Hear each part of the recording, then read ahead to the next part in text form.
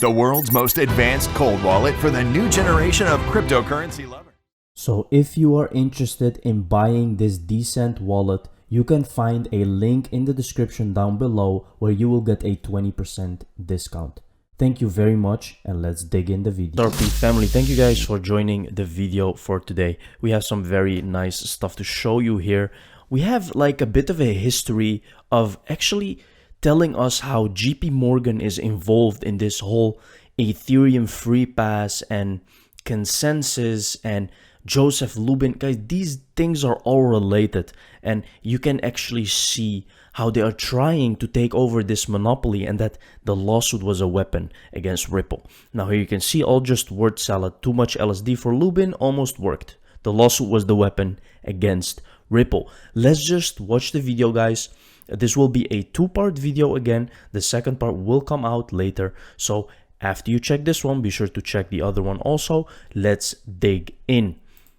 Me and JP Morgan, what do you think is going to be the thing that they will have to change the most or lose market share and somebody else is going to do better, faster, serve their clients better than JP Morgan or Goldman Sachs? Yeah, so our company Consensus has been very prominent since the start of the Ethereum ecosystem. I can attest that JP Morgan was there right from the start before public mainnet was even launched.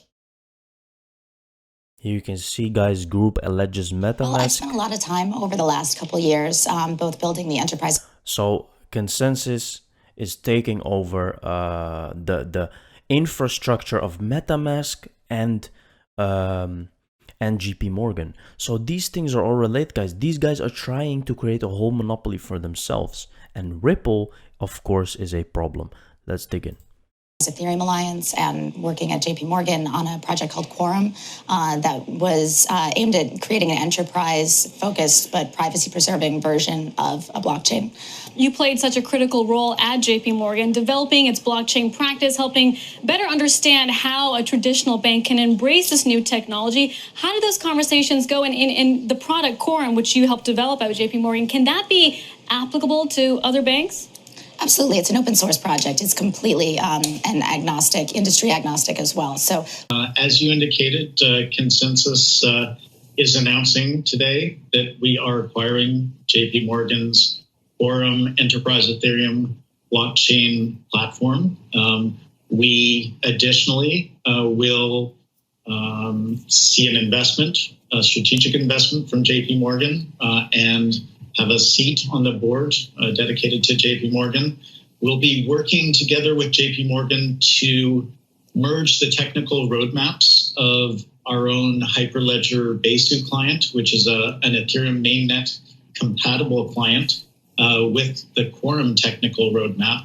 And under a commercial agreement, we will be supporting JP Morgan's Interbank Information Network, the IIN, and JPM Coin Network.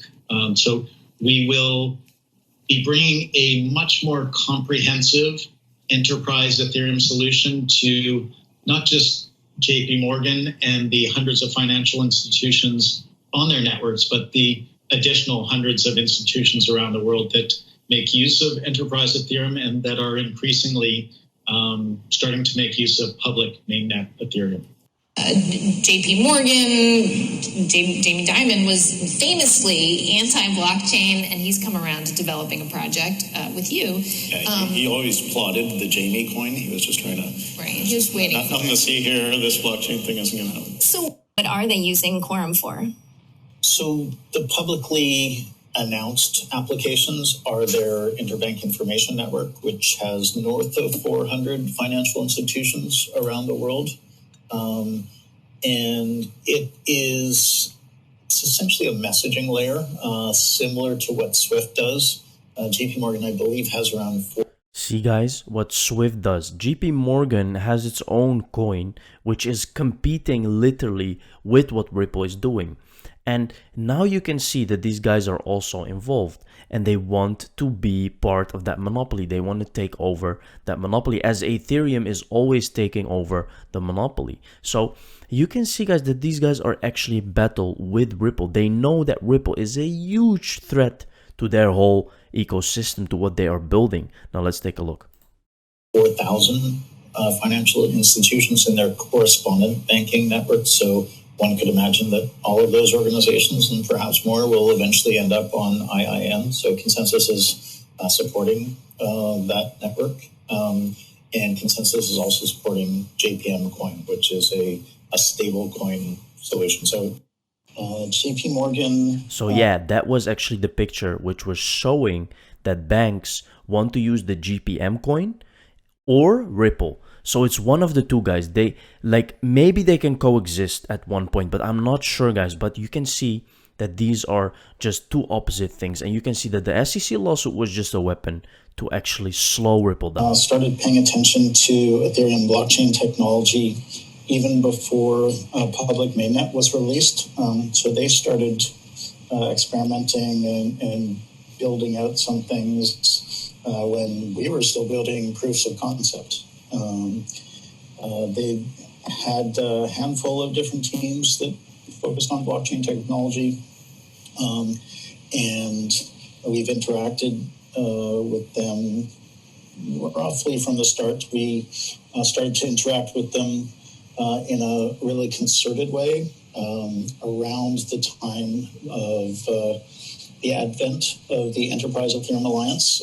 So we were two of the major drivers of that initiative and have been two of the major drivers of activity inside the EEA since launch, really. So here you can see, guys, that this is a very, very important thing to understand, especially for us Ripple supporters or XRP investors, that this is a huge problem. But everything is starting to come out that this whole Ethereum free pass thing was never about decentralization. Okay, this was just something that they could use to actually slow Ripple down and actually destroy Ripple, but they don't succeed, guys, because Ripple is just far more ahead of them. Like, you can see that JP Morgan maybe has 100 financial institutions, but Ripple has far more than 300. Okay, Ripple is working with the Digital Pound Foundation, the Digital Euro Foundation. We can clearly see that Ripple is winning this huge battle, guys. So I want to show you another thing on watch this long-term perspective, because it's very interesting. Let's take a look at this video, guys. To survive, and virtually the rest of them are gone. That whole period is very interesting because the stock is not the company and the company is not the stock. And so as I watched the stock fall from 113 to 6, I was also watching all of our internal business metrics, number of customers, profit per unit, everything you can imagine, defects, etc. Every single thing about the business was getting better and fast. And so as the stock price was going the wrong way, everything inside the company was going the right way. And you survive. Now, what are you seeing with Ripple, guys? It's exactly the same thing. This is Amazon, what we're talking about. The stock price went through the roof, and the problem is it's not always reflecting. So what I'm trying to say with this XRP, the price is not always reflecting what the company is actually doing. But at one point, guys, it will move so fast that you are going to be too late if you want to do something. So this is also something, because there is a lot of speculation. Bank of America exec lifts lid on Ripple partnership, right? This was announced a long time ago, but I just want to show you guys that they are trying to keep it on the low. And then in one point, boom, everything is going to explode. And then you will see Ripple is working with this, Ripple is doing that, Ripple is doing this. And maybe people will not really understand what all of this means, but they don't have to. As long as the technology is working and they're using it, it's not about understanding or knowing the company Ripple. It's not about our platform and capabilities. It's about you as a client and the infrastructure you have and the ability for us to integrate, whether that's with platforms and capabilities that we build or partnerships that we have with the likes of Ripple or Swift. Okay, again, working with the Bank of America. Just so you understand what is going on here, guys, look at the big picture. Gary Gensler commented, hey, we're going to lose some cases. And this was very recently. Now I'm going to show you another video in part 2 of this this longer video, which will be uploaded later, but you will see actually how Gary Gensler changed from day one of the lawsuit till now on his speeches, what he's saying, because he never said that the SEC lost anything. He was always so confident that they would win and they would actually provide clarity, which they still didn't, by the way, and they're losing now.